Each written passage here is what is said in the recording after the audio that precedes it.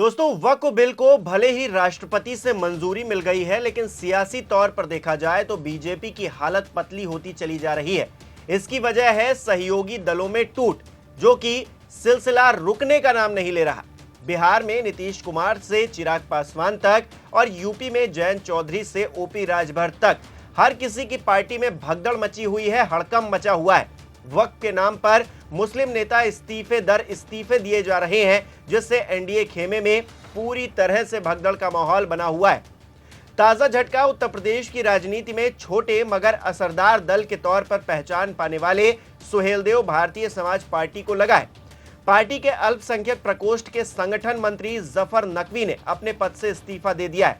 इस्तीफे के साथ ही नकवी ने सुभाषपा प्रमुख ओम प्रकाश राजभर पर मुस्लिम विरोधी सोच रखने और संवेदनशील धार्मिक स्थलों के खिलाफ बयानबाजी करने का आरोप भी मढ़ा है। जफर नकवी का कहना है कि वो लंबे समय से पार्टी से जुड़े हुए थे और उन्होंने हमेशा सभी वर्गों को साथ लेकर चलने की कोशिश की, लेकिन हाल के दिनों में राजभर के इमामबाड़ों और मुस्लिम समुदाय को लेकर दिए गए बयान तकलीफ दे रहे हैं, जिससे वो आहत हैं और इसी वजह से वो अपने पद और पार्टी की प्राथमिक सदस्यता से इस्तीफा दे रहे हैं।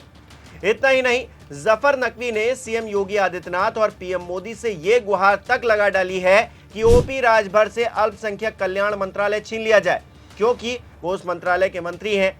राजभर सबका साथ सबका विकास की नीति से हटकर सिर्फ अपने समाज विशेष के उद्धार के लिए काम कर रहे हैं। ये बात बाकायदा जफर नकवी ने अपने इस्तीफे वाले पत्र में लिखी है। आखिरी में वो लिखते हैं कि ऐसी सोच के साथ, यानी कि ओपी राजभर जैसे नेताओं के साथ राजनीति करना अपने जमीर को मारने जैसा है, इसलिए इस्तीफा दे रहा हूं, अब अकेले समाज सेवा करूंगा। जफर नकवी के इस्तीफे से साफ है कि सुभाषपा के भीतर सब कुछ ठीक नहीं चल रहा। वैसे राजभर की बात की जाए तो वो पिछड़े वर्ग के नेता के रूप में पहचान जरूर पाते हैं, लेकिन समय समय पर उनके बयानों पर विवाद भी होता रहता है। नीतीश कुमार की तरह सियासी फ्लिप भी वो बड़ी तेजी से मारते हैं, वो भी एक नंबर के पलटू राम है, आप ये कह सकते हैं। फिलहाल वो एनडीए के खेमे में है, उसका हिस्सा है, इसीलिए उन्होंने वक्फ बिल का समर्थन भी किया है। ऊपर से उनके बयान अल्पसंख्यक समुदाय के नेताओं को भा नहीं रहे। हालांकि न सिर्फ सुभाषपा बल्कि तमाम सहयोगी दलों के अंदर इस वक्त उथल पुथल का माहौल बना हुआ है। बिहार में तो कुछ ही महीनों बाद इलेक्शंस भी होने हैं। यूपी के लिए 27 दूर नहीं है, पर वक्फ पर जिस तरह से हंगामा मचा है, मुस्लिम समाज जिस तरह से अपनी प्रतिक्रिया दे रहा है, उससे यही लगता है कि बीजेपी को चुनावी तौर पर गहरा झटका लग सकता है। लगातार होते इस्तीफे न सिर्फ राजभर के लिए बल्कि पूरे एनडीए खेमे के लिए खतरे की घंटी बजा रहे हैं। एक तरफ बीजेपी का शीर्ष नेतृत्व मुस्लिम वोटर्स को साधने में लगा हुआ है, सौगातें मोदी बांटा जा रहा है, मुस्लिम समुदाय के लिए कहा जाता है हम तमाम योजनाएं चला रहे हैं, तो दूसरी तरफ अल्पसंख्यक नेता बीजेपी के एक फैसले पर सड़कों पर उतर आए। जो सहयोगी दल हैं वहां पर इस्तीफों का दौर थमने का नाम नहीं ले रहा। वैसे तो योगी आदित्यनाथ कहते हैं कि लड़ाई 80-20 की है, यानी कि 20% जो मुस्लिम हैं उनका वोट उन्हें चाहिए नहीं और वो देते भी नहीं है। ऐसे में 80% का वोट हमको चाहिए और 80% के लिए ही हम लड़ाई लड़ते हैं और जीत भी जाते हैं। पर अखिलेश यादव इस 80-20 के आंकड़े को 90-10 बता रहे हैं और इसी की लड़ाई बता रहे हैं।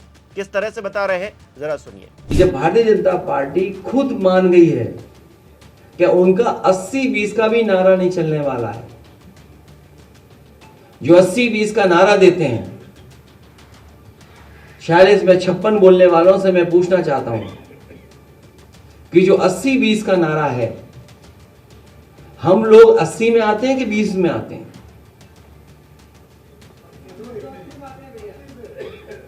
जो 46 में 56 का नारा देते थे, मैं उन्हीं से जानना चाहता हूं कि मैं 80 में आता हूं कि 20 में आता हूं।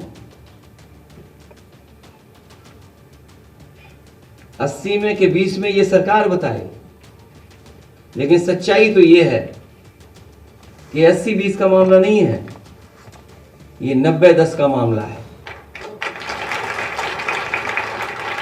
तो कुल मिलाकर 80-20 की लड़ाई हो या 90-10 की लड़ाई हो, लेकिन सवाल यही है कि सियासी तौर पर क्या भारतीय जनता पार्टी आगे कदम बढ़ा पाएगी वक्फ को लेकर, क्योंकि जिस तरह से हंगामा हो रहा है, सड़कों पर लोग उतरे हुए हैं, मुस्लिम समुदाय के मुस्लिम नेता इस्तीफों पर इस्तीफा दिए जा रहे हैं और जो मुस्लिम समाज के जो तमाम प्रबुद्ध वर्ग है वो लगातार वक्फ बिल को सपोर्ट नहीं कर रहा है, वो कह रहा है कि ये हमारे खिलाफ है, मुस्लिम समुदाय के खिलाफ है, उनके हक के खिलाफ है।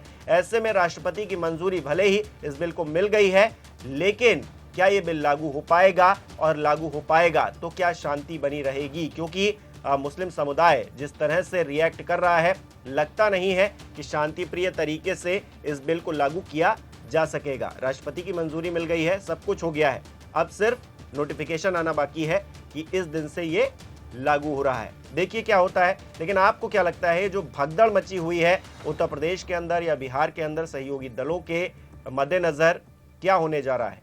सियासत क्या बदलने जा रही है इस वक्फ बिल के जरिए? आपको क्या लगता है, बताइए कमेंट करके।